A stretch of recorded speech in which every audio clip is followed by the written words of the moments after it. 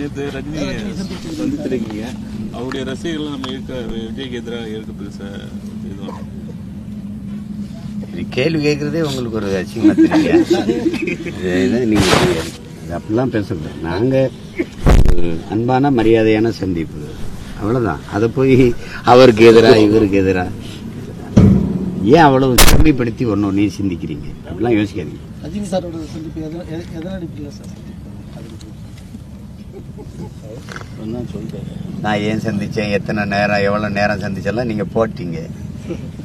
நீங்களா உன்னை போடுறீங்க. வேற என்ன சொல்றது சார்? அதான் சந்திச்சா ரெண்டு பேரும் என்ன பேசுவோம், திரைப்படம் பேசுவோம், அரசியல் குறித்து பேசுவோம், பேசியிருப்போம்ல. அதுதான் செய்தி. அப்புறம் அதை எல்லாம் என்ன பேசணும்னு எல்லாத்தையும் சொன்னா நீங்க நாங்க ரெண்டு பேரும் உங்க முன்னாடியே பேசிட்டு இருந்திருக்கலாமே. தனியா சங்கி என்றால் தோழர் சொல்லுவாங்க.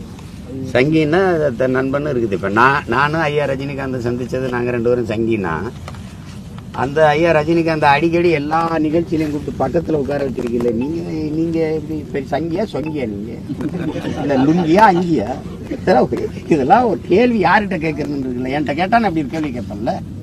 நான் அவரை சந்திச்சது நாங்க ரெண்டு பேரும் சங்கி ஆயிட்டோம்னா, ஒவ்வொரு நிகழ்ச்சியிலையும் அவரை கூப்பிட்டு பக்கத்துல உட்கார வைக்கிறீங்களா? நீங்க இப்ப சங்கியா இல்ல ஜிங்கியா? அதுக்கு பேர் என்ன?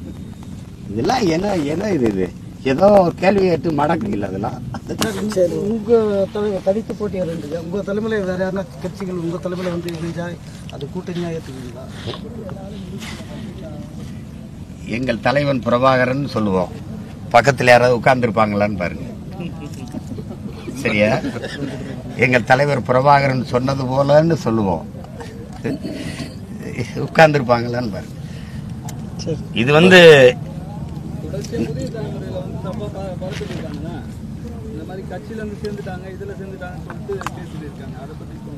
நாங்க தான் அனுப்பி வைக்கிறோம்.